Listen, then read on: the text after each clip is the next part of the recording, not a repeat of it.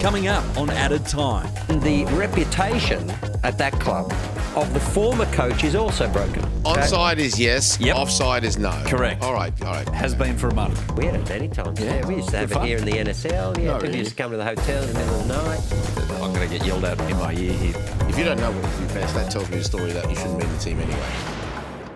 Guys, if the name Evangelos Marinakis pops up on Ange's phone this week, which I dare say it will, what does Ange think to himself before he answers and what he's about to say? How's he explain himself? You shouldn't assume anything, and you should also not forget, and nor should anyone, that Evangelos Marinakis got this club back in the Premier League after 23 years and has pretty much done everything that he said he would do in terms of the training ground, in terms of a winning side. He got them into Europe.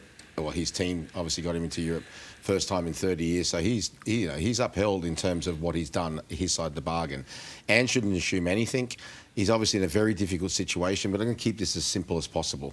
What he says between him and the chairman, that's basically his business. It shouldn't vary in any type of way of what he said beforehand, in my opinion. What he says to the players is going to be the most important thing right now. And that is basically to define everybody's job very clearly, ask them exactly what their strengths are, and then fix the team around that for the time being, because he's desperately in need of a win, as we all know. I think that most of the tenure so far has been on the rise. It was just that the Newcastle game was more difficult, which was always going to be. That was one of the games where you said, away from home against Newcastle, no one's expecting points there in your first few months of trying to change the team. But there's been a lot of positives, even so the results haven't. Again, the game against Real Betis was very, very good. Against Swansea was only very, very late when really they should have won that cup game, right? 2-0 up. 2-0 up. And so, and some of the football and the way they played was good. So you could see the progression. So I think that's the good news for him. The bad news is that it was always a difficult situation to come into because Nuno had done such a good job and was sacked so early in the season. So in other words, when a coach comes into any environment, usually it's completely broken, and the reputation at that club of the former coach is also broken. So therefore, and everyone... The opposite. Right, so almost everyone accepts, that it didn't go well enough and that person had to leave. You may still love him, you may still think, he's going to do well elsewhere, it doesn't matter, but almost everyone says, OK, we can see the rationale for getting rid of him. This is a different scenario, and it's why it's become kind of so dangerous at the moment, and why Ange and everyone in support of him is so desperate for some points and for a win, is simply because that fan base is clearly now responding to the fact that they had something which was actually very good, and Ange isn't yet giving them, what they expect from him. International break. Actually, on face value, you might say it helps, but half his squad has gone to all parts. Africa, South America, all through Europe. 12 of his players have been selected. So that doesn't help as well, which falls back on the conversations. And is it, Boz, and you know how chairmen work, do they change their mind from week to week, result, or does Ange just have to rely on the conversation he had with Marinakis when he set this up, when he got approached and said, can you take me here? You've got to back me all along. And this is the conversation that we will probably never know about until after this is all said and done. But do chairman kind of twist with the wind, so to speak? Well, yes and no, and every chairman is different as well. Every chairman has a different line of thinking. So one can only go off his own experience. When I speak about one, I speak about myself. So you also got to take in consideration what I said before, that everyone is completely different. I really think if we really want to really study it, from the outside, again, like you said, we don't know what exactly will go on the inside. As temperamental as he's been with the change of managers, I think you said last week as well, Ange is the 8th manager in basically Forest. 8 years at Forest. I still don't think, on the back of what Craig said, that he would be looking particularly good. And I think he's a man that wants the best. He's been very successful in his own life. He's been very successful with Olympiacos. He's been very successful with Nottingham Forest as well. And I don't think successful people get into the habit of basically, sort of admitting that they're wrong, especially too early in the piece. So although international break is always a big moment for managers that are under pressure because it gives everyone a time to think. The biggest breaking point will be if the fans continue to go nuts and they start pointing their anger towards the chairman. Late chairman of mine, Sir Doug Ellis, actually used to say, once the fans start turning towards me and the board, then invariably the manager will go. I just hope, like I said, that they can stick through this. I know we're biased, we're Australian, we want Ange to do well. We try to be as neutral as we possibly can, but it's inevitable you have a bit of bias. Stick through, at least to the next international break. But just with a little caveat in brackets, if you keep losing, or in his case, not winning, sometimes you leave them with no choice. And I think we're being fair in the sense that if there was another coach who was non-Australian but was brought into this environment where they played, you know, what I would call negative football, that is, you're often going backwards, and trying to change to positive football, it doesn't matter if who they are, what nationality they are, I would still be saying, well, you brought this person in to actually make the change. They've been close to getting those points and were unfortunate not to do it throughout. That's increasing the pressure, fair enough, but you knew the project and you need to give them time. Right? It doesn't matter that that it's Ange. I just think it's nonsensical to say that after 7 games that you have to be making another change. The only point I'm making is the reason that is become a narrative is because it was quite a unique environment whereby that call was made after only 3 games and they'd already got 4 points after the 3 games. So, you know, unfortunately, Ange is having to manage that. I think he's doing a good job of managing that. I mean, one thing that he is very experienced at, and we said that when he got this job, you can only attempt this job if you have experience of being under pressure, because it was inevitable here. You could not come in and change this club and start winning games, not against Arsenal, and you know, not against you know, some of the other, even Burnley away and so on, right? So therefore, you knew Sunderland at home hurt. Sunderland home hurt. That's right. That was the one that we all said. And Midtjylland as well. And Midtjylland, it's true. Yeah. That's true. Betis was the opposite, whereas really they should have won that. Oh, they were brilliant. Which was the one, fantastic first half where you said, OK, he's changing it. So, you know, you have to recognise why the pressure is there, why the fans are doing what they're doing, but I still say that he's handling it quite well. What he's saying is, I'm up for a fight. If he shows any sense of weakness at this point in time, he certainly can't say anything about Marinakis. He has to be, you know, he has to be saying, well, of course, he's got the right to do whatever he wants. You saw what happened with Nuno.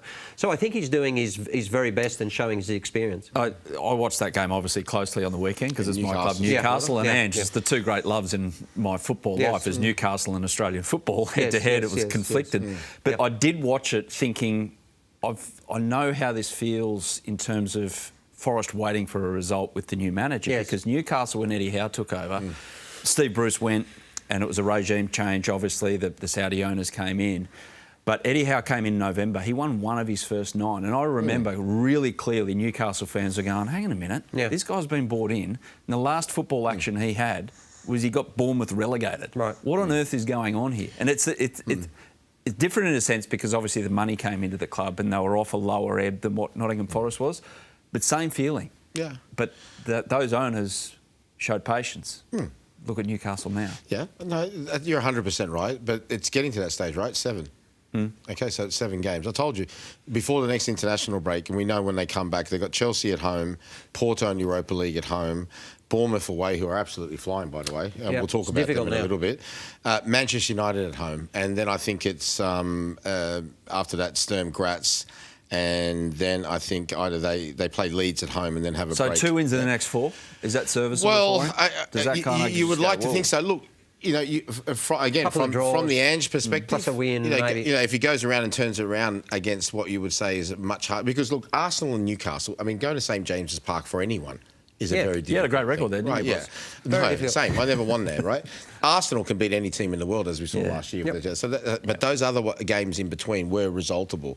So you've got to have fingers crossed and hope. But like I said, the most important thing, just to simplify it for everybody, is to go into that dressing room when everyone's back and actually say to them, you know, say, Adam, what do you do best? If you don't know what you do best, that tells me a story that you shouldn't be in the team anyway. You might say, you're a defender, I defend the ball. OK, Craig, what do you do best? All right, we are going to go for the next 4 or 5 games and play in a way that's going to complement all your strengths, right? What I want to do overall, we'll slowly edge that in. It'll come in, but you watch how it's going to flow. You say this to them.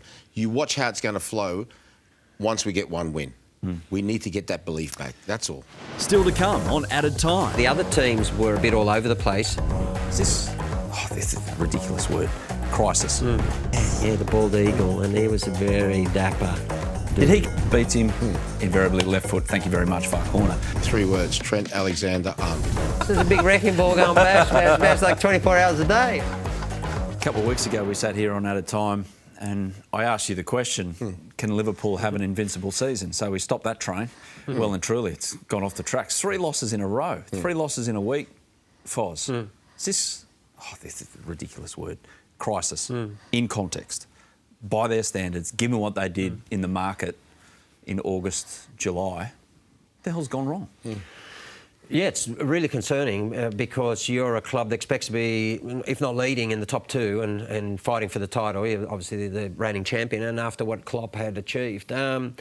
So what has become clear is, and even when they're winning in the first part of the season, and the reason why we said unlikely that they were not going to lose a game is because, firstly, the other teams were a bit all over the place, but they also weren't performing to their best. And I know there's been a lot of talk about XG recently, and fair enough, within the game. I happen to like it, and the reason is because it gives you an indication. And so what happened is they actually were outperforming their performances. They were scoring goals that were above the level of their general play, which means eventually you come back to the field. That's the whole point of it. And so, I think that community were not surprised that they actually started to lose games because they were winning games that they almost didn't deserve to. Well, you could see it, all those late goals. Exactly. Yeah. And so I know that we say, so the best teams obviously find ways to win even when they don't play well. That's true, but you can only do that so many times. At some point, you still have to also play extremely well. And you have to do that very consistently. So what are they missing? What has been missing? Take away the results. Just watch their games without the scoreboard. Yeah, so just quickly. So my view is that there's been so many changes to the squad that it is a team that is still trying to find its own way to play at the very highest level together. Secondly, he's had some issues. Wirtz, whilst he has created a lot of opportunities, he's also changed the team. And I think they're struggling to find the best for him, right? And you've seen that he's started to put him on the bench even at times. And particularly on the right, Alexander-Arnold's gone. Frimpong came in. Injury didn't help. And so he's had to play Szoboszlai there. I think that is clearly their strongest side. And finally, Frimpong and so on that side has been a problem, but also even Kerkez, in an attacking sense, still not there. So it is a team under development, and this is something that we haven't seen from Slot in this league. He inherited the team, did a brilliant job. That's one job. It's a bit like what we're talking about Ange. It's a different job to change the team in some way. Ange is trying to change the play, the fundamental philosophy of the team. This guy is trying to maintain the same performance with half the different player group. And as yet, it hasn't come together. It feels like he's trying to find the right mix in the final third, Boz, which sounds ridiculous given everything at his disposal. Does this comment kind of marry up with your thoughts about Liverpool, or slap it down if you like, that if you try to keep everyone happy, you end up making everyone unhappy? In that, does he need to define who is in those 4 positions and stick with it? And 2 blokes are going to be upset because they're on the bench every week? No, it's not that. For me, it's 3 words: Trent Alexander-Arnold. Okay? The problems that they've had down that side has been completely exacerbated with the fact that he's not there. It's made Mo Salah play in a way which, in a lot of times, is unfamiliar to him. In what way? A lot of times Mo Salah would go out wide and Trent Alexander would underlap, right? He would come, overlap. I call it underlap, right? What would that do, especially when they went down that side? When you've got a little bit more time and space, Salah likes to cut in and start on his run. A lot of times, you saw that in the Community Shield as well, he starts off inside, and it was Frimpong in that Community Shield who was going on the outside. He looks a little bit uncomfortable with that. And that affects as well the way that they're pressing. He doesn't get back as much as he normally did, understandable as well. And he has been their main man for all these years. The team's been built around him. Quite obvious that now Arne Slot, who, by the way, is the first time in his whole career, managerial career, he's lost 3 straight, right, is trying to integrate that Wirtz is going to be that man, okay? Now, you would think to yourself that maybe having them wider would create more room in the middle for Wirtz. It hasn't quite worked out that way thus far. So the main problem is the Mo Salah problem. And I can understand as well Slot and Liverpool, because he's going to be away for the African Cup of Nations for a month. He's coming towards the sunset of his career. Is basically getting the best out of him. If not, somebody else has got to take over. For me, that is the problem. And that's reverberated throughout the whole team. You know, when they turn around in any sports and they say, who's their best player? Let's make sure we take him out of the game. Yeah. Well, he hasn't been in the game. Not because somebody's taking him, but he just hasn't quite been the type of Mo Salah that we've all become accustomed to. Yeah. And this is creating problems. See, so far as I'm concerned, Trent Alexander-Arnold is not a regular at Real Madrid. I've been inquiring whether or not he'd want to come back in January. Yeah, well, he's got to get fit first, but yeah, he's been in and out of the side when he has been fit. Trent Alexander-Arnold. I had a look at the numbers. I didn't look at the XG. I'm not a believer like you are. We are going to do an episode actually on XG soon. It's just to debate it maybe, but look at his general numbers. Like for instance, Mo Salah, when he isolates a fullback, how good is he? When he takes a fullback on, beats him, invariably left foot, thank you very much, far corner. He's taken his defender on 8 times in 7 games and had 1 successful attempt at doing that. Whereas last season before, Boz saying in his heyday, he's doing that 3-4 times a game on average. Well, last season was his heyday. Yeah, and at the moment he's doing it once a game. So something is, not right with the system, but the player himself, and it's precarious because he's loved. He knows he's loved worldwide. It's hard for Arne Slot to kind of get the best out of him, or does he make that change? It's a big, big decision. Well, it's a decision for every top-level coach. It's something that he's been able to manage last year. Remember last year he also had some issues around players staying or not staying and so on, right? So, and he was one of them, wasn't he? Yeah, he was one of them. So I thought he managed really skillfully through that. This is just a bit of a different puzzle that he has to solve. There's no question, as Boz was saying, that the whole dynamics on the right-hand side has completely changed.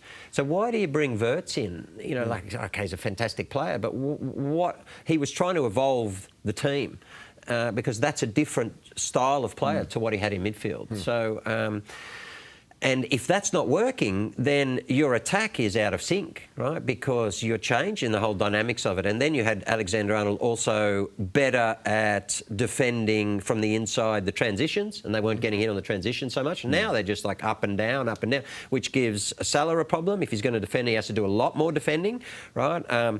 And so, the whole team balance has changed completely. But that's what can happen. Even Diaz, going to Bayern Munich, as I've said many times, I couldn't believe that he went. I think he's an unbelievable player. Look at what he's doing over there. So, therefore, if your attack is working, it takes pressure off your defence and vice versa. And all of a sudden, you've got 2 different players in defence. They're not at the level of what had happened last year yet. And then you've got attack. You've taken out 3 players. Of course, Ekiteke started well and so on, but all of a sudden, Salah's playing with a completely different line, plus a different number 10 and a different guy behind him.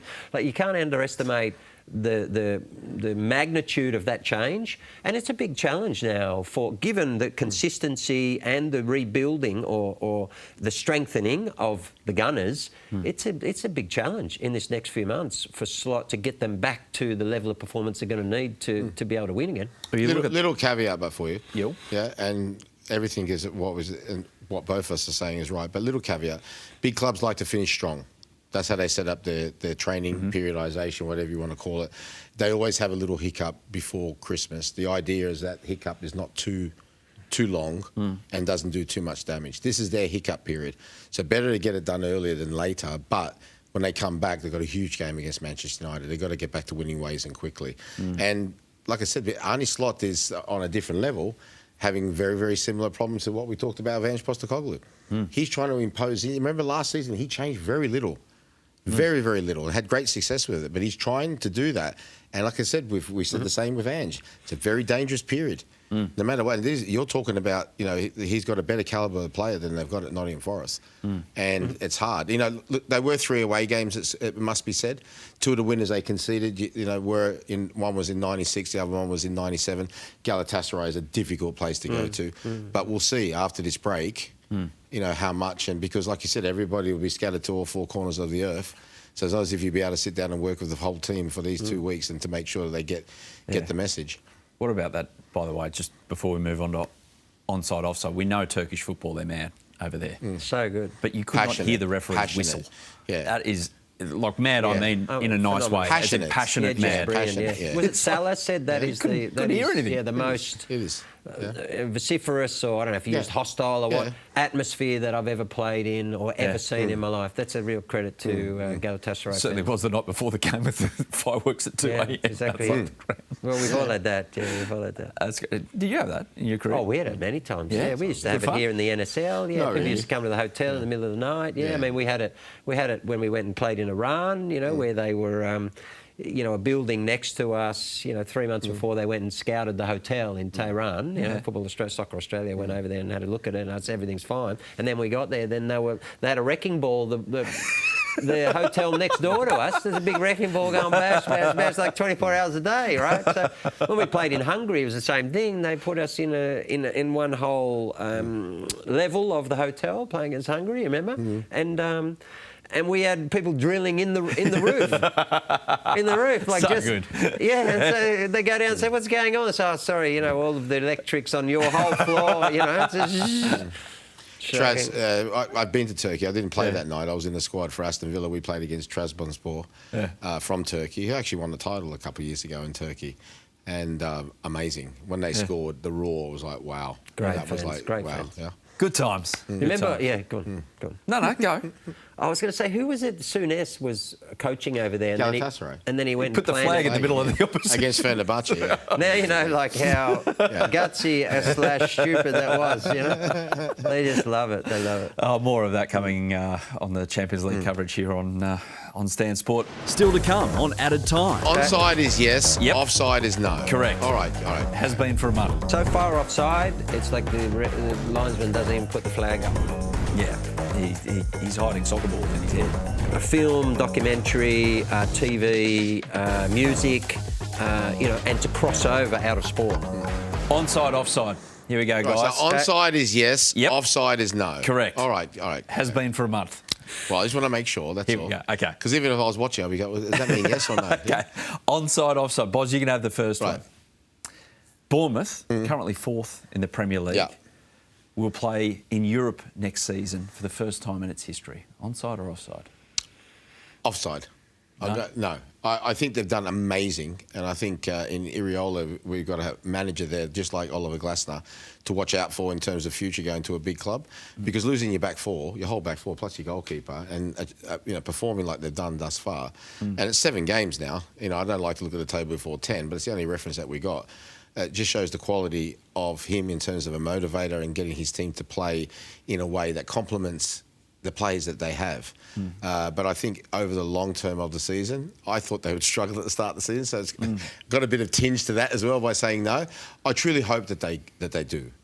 I was here talking about a club that's got a stadium capacity of, 13,000, 14,000. Yep. Well, why are you saying no? You think... Because I just think over the length of the season, another 31 games to go. Them. You mean depth of player? Yeah, or? I think that they will go through their bad period, and I just think that, like I said, as the season goes on and teams work them out a little bit more, they will struggle to get a place in you. I truly hope, I must, like I said, add that little in brackets, I really hope they do. I'm going to get yelled at in my ear here for extending this chat, but I'd be surprised, Foz, just quickly, that Andoni Iriola, as we sit here in 12 months' time, is still their manager. And I mean that in the nicest possible way. I just think one big fish is going to come along and go, come here. Yeah, what he's done is absolutely brilliant.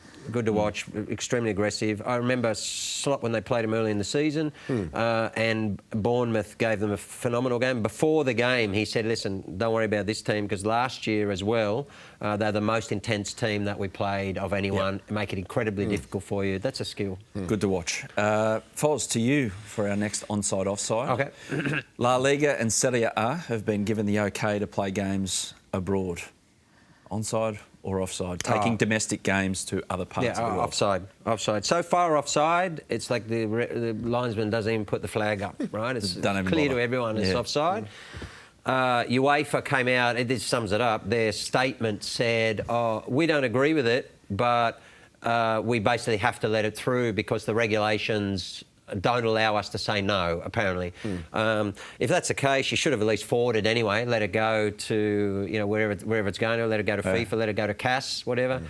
It's wrong. The reason being is because it's damaging to the local domestic competitions, in my view, in those countries. And that's why even teams coming here to play, and there's talk about one in Perth, as I understand. There is. That's going to be the game. Yeah. AC Milan. AC Milan versus Como. So I disagree with it. And my view has always been, if clubs come to play here from outside Australia, they must play against a local team or play in a mini tournament in which a local team is involved. But bringing two teams to play in Australia does nothing for Australian football. Even if you get 60,000 fans, so what? Promoters make money, the game doesn't grow or stress itself or test itself in any way. Yeah. So I think it's wrong.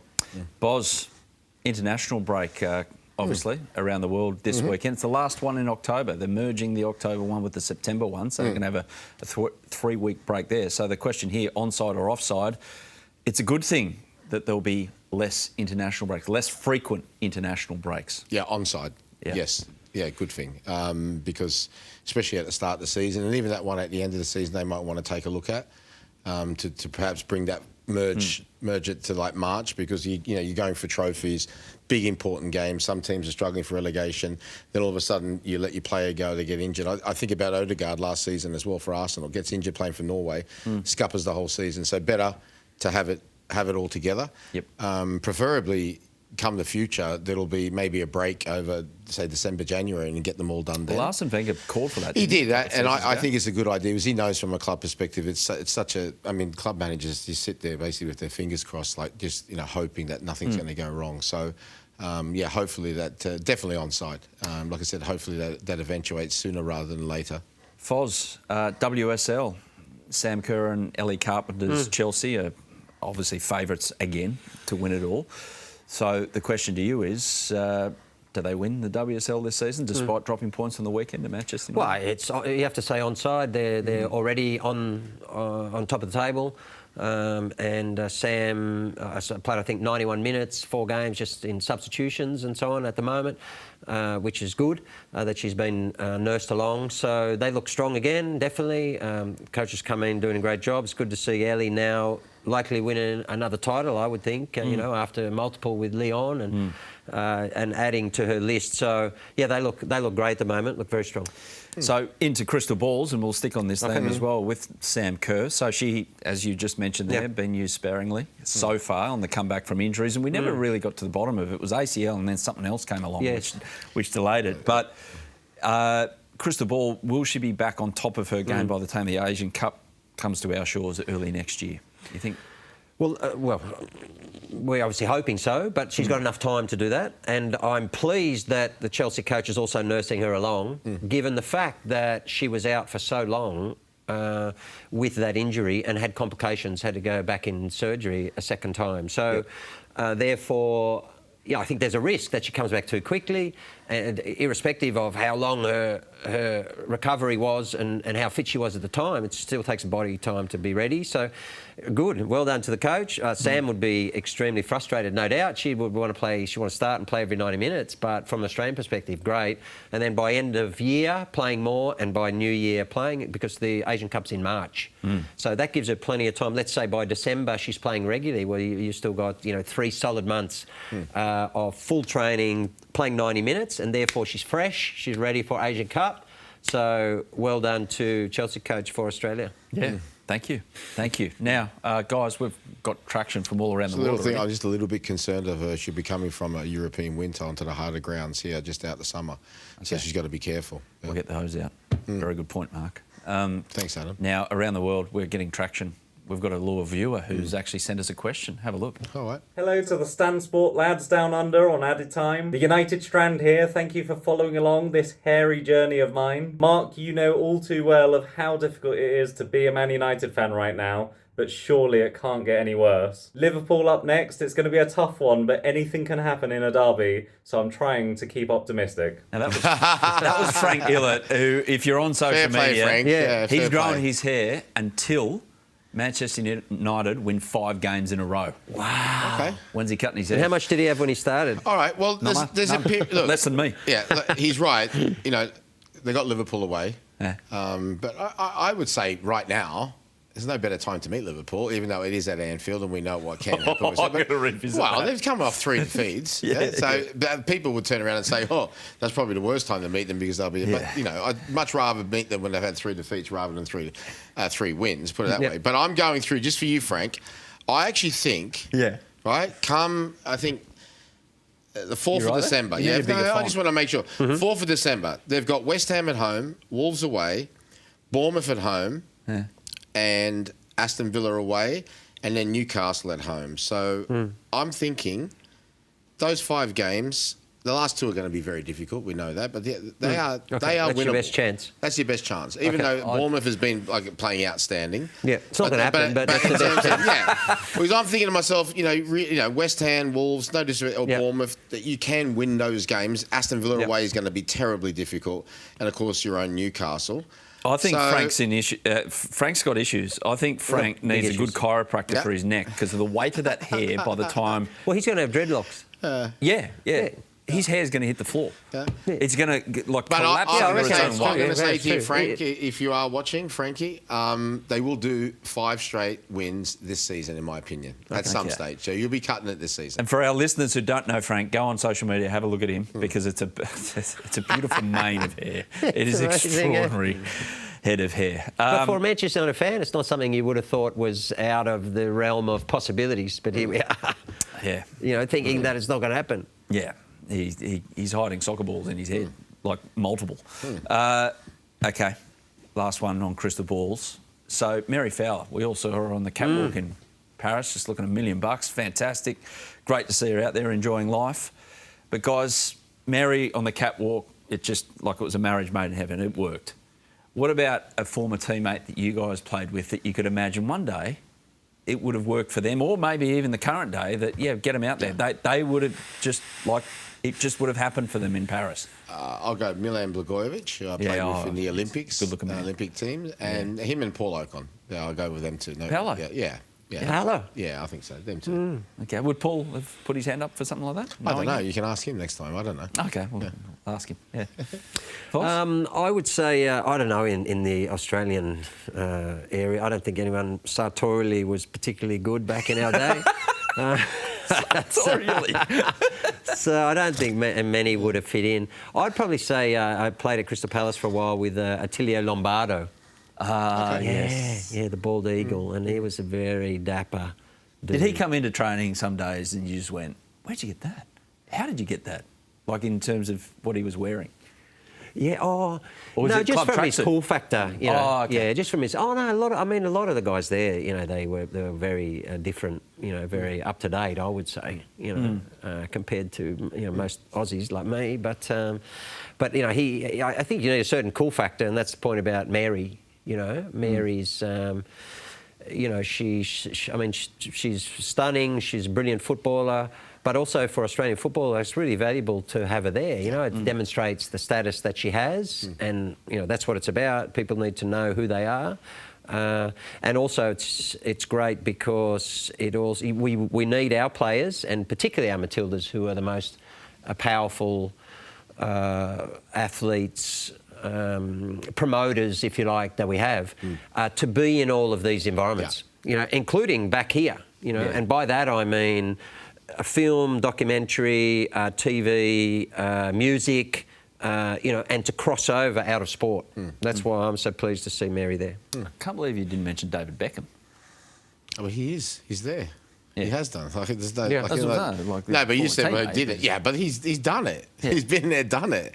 Yeah, I'm just talking about like on the biggest of stages. Yeah. Yeah. So Paris, New York, London. He's done it. Yeah. Special word before we go as well. In my opinion, best player in Europe at the moment. He is part of a team that we mentioned before, Bayern Munich, who have won 10 games from 10. Yeah. But Harry Kane, 18 goals in all competitions, 3 assists from 10 games. So far as I'm concerned, right this moment in time, best player in Europe. This has been another Stan Sport production.